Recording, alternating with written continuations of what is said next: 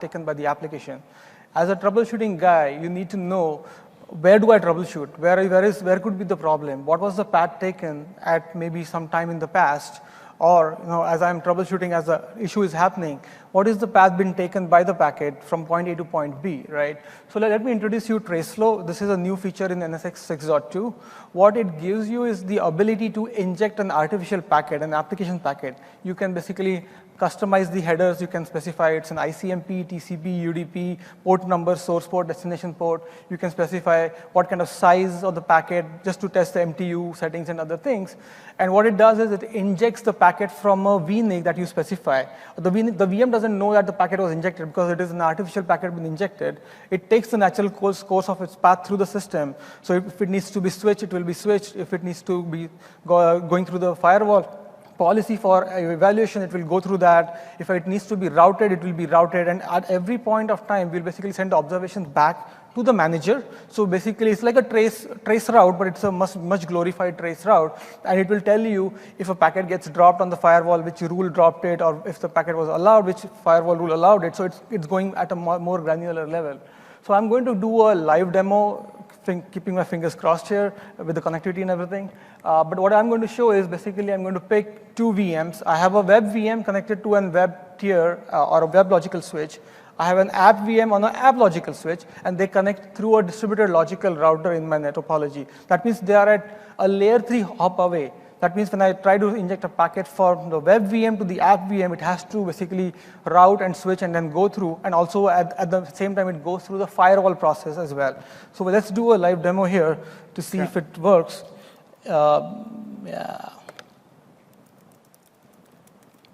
Okay, let me just set this, close the thing.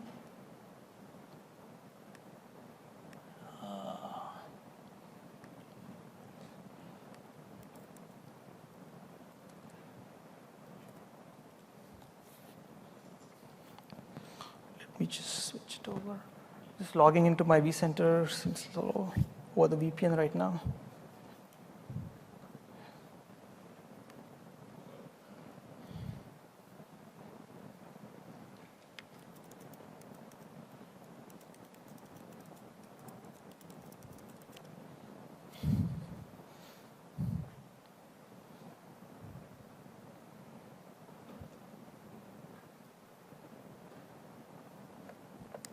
So let me go to the NSX tab here.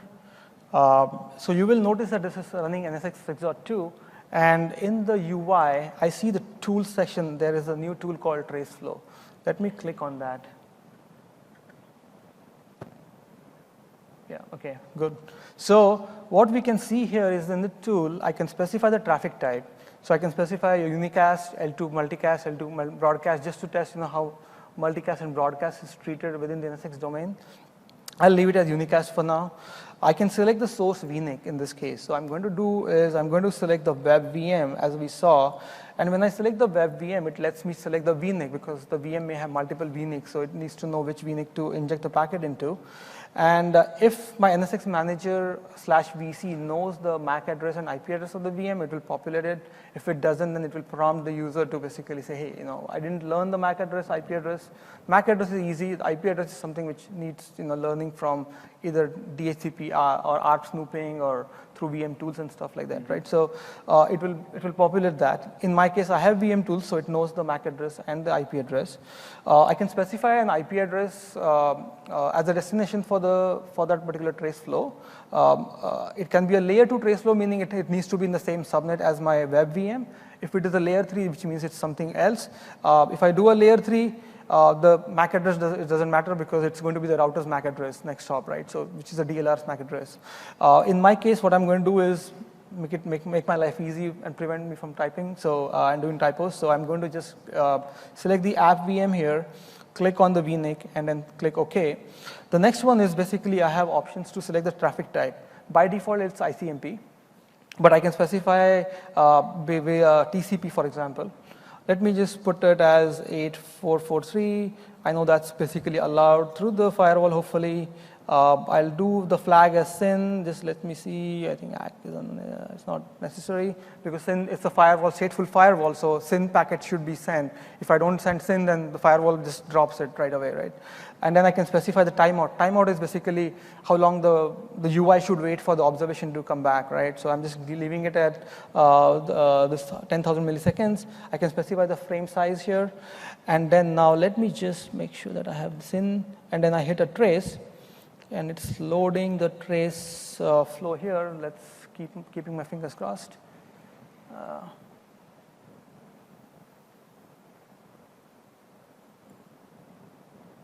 There you go. Okay, right. Good, awesome. So what I'm seeing here is that it loads the observations. The first one is the injected because it's injected into the VNIC. And it will tell me if I basically, these are some of these links are very informative. I click on it, it will tell me it was injected in a particular web VM's VNIC, network adapter 1. Then the packet goes into the firewall. So firewall received it, firewall forwarded it. Those are two observations done by the same module. Received it will not give you any observation because it has not even evaluated the packet yet. However, the firewall had forwarded the traffic, and it tells me which rule forwarded this traffic, which is 1034. I can always go back to the distributed firewall rule table to see which rule is allowing it. Then it says it went into the web zone, which is where the logical switch where VM is connected to. It gives me the VXLAN ID for that, which is 7001 in my case. Then I see that the packet entered into, and let me just scroll it down a little bit.